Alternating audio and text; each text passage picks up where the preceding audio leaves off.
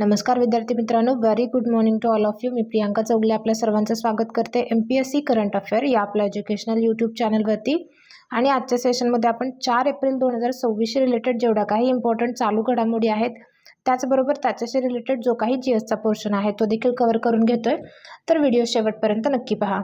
सेशनला सुरुवात करण्यापूर्वी जे कोणी विद्यार्थी मित्र आपल्या चॅनलवरती नवीन असतील त्यांनी चॅनलला सबस्क्राईब करा. त्याचबरोबर बेल आयकॉनवरती क्लिक करून ऑल नोटिफिकेशन सेट करा, जेणेकरून रोज आपला जेव्हा व्हिडिओ अपलोड होतोय तेव्हा तुम्ही तो पाहू शकाल.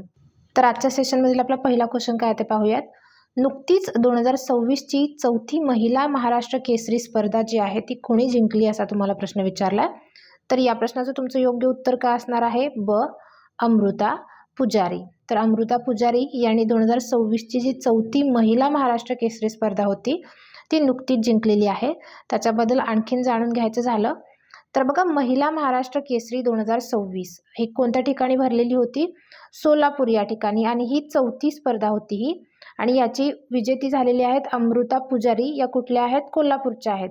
आणि उपविजेत्या आहेत वेदिका सासने, ज्या की कोल्हापूरच्याच आहेत. आता यापूर्वीही हे जेतेपद जे आहे ते पटकावलेलं असल्यानं त्यांना म्हणजेच अमृता पुजारी यांना डबल महाराष्ट्र केसरी होण्याचा मान देखील मिळालेला आहे या स्पर्धेमध्ये. आता या स्पर्धेचं स्वरूप काय आहे बघा. चांदीची गदा, रोख 51,000 रुपये आणि स्मृतिचिन्ह व किया सोनेट कार असं त्यांना देण्यात आलेलं आहे. आता विजेते बघा कोण कोण राहिलेले आहेत या स्पर्धांचे. पहिली स्पर्धा जी झालेली होती ती 2023ला झालेली होती. याच्या विजेत्या होत्या प्रतीक्षा बागडी, ज्या सांगलीच्या होत्या. त्याच्यानंतर दुसऱ्या म्हणजे 2023 ते 24ला झालेली होती. याला अमृता पुजारी या मानकरी ठरलेल्या होत्या या स्पर्धेच्या. या कोल्हापूरच्या आहेत, आत्ताच आपण बघितलं. तिसरी स्पर्धा जी झालेली होती 2025मध्ये, याच्या विजेत्या होत्या भाग्यश्री फंड, ज्या की पुण्याला बिलॉंग करत होत्या. आणि आत्ता चौथी झालेली आहे महाराष्ट्र केसरी स्पर्धा, मार्च 2026मध्ये झालेली आहे ही. आणि याच्या विजेत्या झालेल्या आहेत अमृता पुजारी, ज्यांनी डबल महाराष्ट्र केसरी होण्याचा मान पटकवलेला आहे या स्पर्धेमध्ये. तर यांचं नाव काय आहे? इम्पॉर्टंट आहे. आपला नेक्स्ट क्वेश्चन बघा. अरुंधती रॉय यांच्या Mother Mary Comes to Me या आत्मचरित्राला 2026मध्ये कोणत्या पुरस्काराने सन्मानित करण्यात आले आहे असं तुम्हाला प्रश्न विचारलाय. तर या प्रश्नाचं तुमचं योग्य उत्तर काय असणार आहे? ब. नॅशनल बुक क्रिटिक्स सर्कल अवॉर्ड्सनं यांना काय करण्यात आलेलं आहे? सन्मानित करण्यात आलेलं आहे. बघा, प्रख्यात भारतीय लेखिका आहेत अरुंधती रॉय. यांच्या Mother Mary Comes to Me या आत्मचरित्राला 2025च्या नॅशनल बुक क्रिटिक्स सर्कल अवॉर्ड्समध्ये आत्मचरित्र श्रेणीत पुरस्कार प्रदान करण्यात आलेला आहे. आता या अरुंधती रॉय ज्या आहेत यांना 1997ला त्यांच्या the God of small things या कादंबरीसाठी बुकर पुरस्कार मिळालेला होता. त्यामुळे यांचं नाव इम्पॉर्टंट आहे. का तर हा पुरस्कार जिंकणाऱ्या त्या पहिल्या भारतीय महिला होत्या. त्यांना 2024मध्ये देखील पेन पिंटर पुरस्काराने सन्मानित करण्यात आलेलं आहे. बघा, आता आणखीन काही महत्त्वाचे पुरस्कार बघूयात जे परीक्षेला येण्याची शक्यता आहे. अवॉर्डशी रिलेटेड क्वेश्चन आलेला आहे. तर आपण 2025-26चे डिटेल अवॉर्डचा व्हिडिओ एक बनवलेला आहे, ज्याची लिंक तुम्हाला डिस्क्रिप्शन बॉक्समध्ये प्रोव्हाइड केलेली आहे. जर तुम्ही तो मिस केला असेल तर तो देखील एकदा पाहून घ्या, कारण त्याच्यामधले बरेचसे क्वेश्चन आता अलीकडे झालेल्या एक्झामला विचारले गेलेले आहेत. तर इतर महत्त्वाच्या पुरस्कारांमध्ये बघा, एबेल पारितोषिक 2026 जे आहे ते मिळालेलं आहे गेड फ्लॅटिंग्ज, हे प्रसिद्ध जर्मन गणिततज्ञ आहेत. आणि एबेल पारितोषिकाला गणितातील नोबेल पारितोषिक असं म्हटलं जातंय. तर ते कुणाला मिळालेलं आहे? गेड फ्लॅटिंग्ज यांना. त्याच्यानंतर अमोल पालेकर यांचा उल्लेख बरेच वेळेला आपल्या लेक्चर्समध्ये आलेला आहे. तर यांना नाट्य क्षेत्रातील उत्कृष्टतेसाठी 2026चा मेटा जीवन गौरव पुरस्कार मिळालेला आहे. आता 60वा ज्ञानपीठ पुरस्कार कुणाला मिळालेला आहे? आर वैरामुथू यांना, हे तमिळचे आहेत. त्याच्यानंतर साहित्य अकादमी पुरस्कार 2025 हिंदीमधला कोणाला मिळालेला आहे? ममता कालिया, ज्या की उत्तर प्रदेशच्या आहेत. आणि फॉर जीतेजी अलाहाबाद या त्यांच्या आत्मचरित्रासाठी त्यांना हा पुरस्कार प्रदान करण्यात आलेला आहे. त्याच्यानंतर इंग्रजी भाषेतील मिळालेला आहे नवतेज सरना, हे पंजाबचे आहेत. आणि क्रिम्सन स्प्रिंग या त्यांच्या कादंबरीसाठी त्यांना हे देऊन गौरवण्यात आलेलं आहे. त्याच्यानंतर मराठीमध्ये कुणाला मिळालेलं आहे? राजू बाविस्कर, यांचं नाव इम्पॉर्टंट आहे, ते लक्षात ठेवा. बघा, यांच्या काळ्या निळ्या रेषा या आत्मचरित्रासाठी त्यांना पारितोषिक मिळालेलं आहे. 2026चा प्रतिष्ठित संगीत कलानिधी पुरस्कार कुणाला मिळालेला आहे असा जर तुम्हाला प्रश्न विचारला तर त्याचं योग्य उत्तर काय असणार आहे? वीणा वादक जयंती कुमारेश यांना मिळालेला आहे. त्याच्यानंतर सरस्वती सन्मान महत्त्वाचा पुरस्कार आहे. 2025चा कुणाला मिळालेला आहे? रामकुमार मुखोपाध्याय, बंगाली लेखक आहेत हे, आणि त्यांच्या बंगाली कादंबरीचं नाव काय आहे? हरा पार्वती कथा. या कादंबरीसाठी त्यांना मिळालेलं आहे.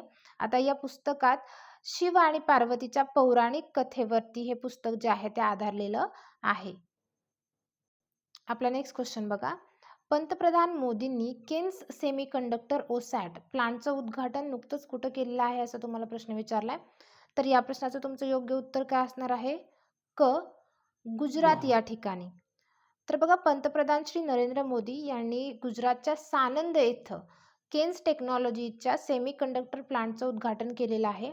आता या कारखान्यात अंदाजे 3,300 कोटींची गुंतवणूक केलेली आहे. आता इथं सेमीकंडक्टर चिप्सची जुळवणी म्हणजेच असेंब्ली, पॅकेजिंग आणि चाचणी केली जाणार आहे.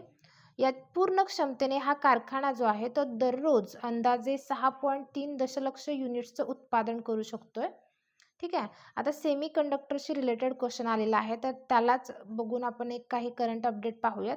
बघा, इस्रायली सेमीकंडक्टर कंपनीनं टॉवर आणि अदानी ग्रुप महाराष्ट्रातील रायगड जिल्ह्यात $10 अब्ज सेमीकंडक्टर चिप प्लांट उभारणार आहेत.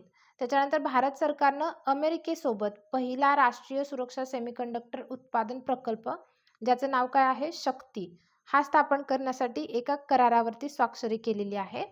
आणि थर्ड महत्त्वाचा पॉईंट काय आहे? इस्रो IIT मद्रासच्या सहकार्यानं अंतराळ अनुप्रयोगांसाठी IRIS ही स्वदेशी सेमीकंडक्टर चिप जी आहे ती विकसित केलेली आहे.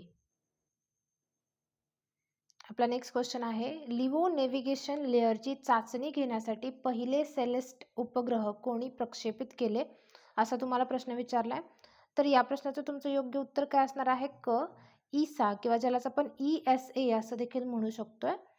तर बघा, युरोपियन स्पेस एजन्सी आहे ईसा, हिने सेलेस्ट मोहिमेअंतर्गत 2 नवीन उपग्रह, ज्या उपग्रहांचं नाव काय आहे? IOD-1 आणि IOD-2 असं अवकाशात हे प्रक्षेपित केलेले आहेत. आता हे उपग्रह जे आहेत ते न्यूझीलंडमधून रॉकेट लॅब इलेक्ट्रॉन रॉकेटद्वारे प्रक्षेपित करण्यात आलेले आहेत. आता युरोप आधीपासूनच गॅलिलिओ नावाची स्वतःची GPS प्रणाली चालवतोय. त्याच्यानंतर बघा, सेलेस्ट मोहिमेची उद्दिष्ट काय आहेत? एकतर अधिक अचूक स्थान प्रदान करणं, त्याचबरोबर जे ते सिग्नल प्रोव्हाइड करतात ते अधिक ट्रस्टेबल बनवणं, ही त्या सेलेस्ट मोहिमेची उद्दिष्ट आहेत. आता नेव्हिगेशन सिस्टीम बघा, इतर देशांच्या नेव्हिगेशन सिस्टीमची नावं काय काय आहेत? भारताचं आपल्याला माहिती आहे नॅव्हसी आहे. त्याच्यानंतर अमेरिकेचा आहे GPS म्हणजेच ग्लोबल पोझिशनिंग सिस्टीम. रशियाचा आहे ग्लोनास. तर युरोपियन युनियनचं काय आहे? गॅलिलिओ आहे. आणि चीनचं बायड्यू आहे. ठीक आहे. त्याच्यानंतर आता आणखीन महत्त्वाचं जर बोलायचं झालं तर आता हे जे नवीन उपग्रह आहेत ते पृथ्वीच्या खूप जवळच्या कक्षेत आहेत. जवळच्या म्हणजे लो अर्थ ऑर्बिटमध्ये ते फिरतात.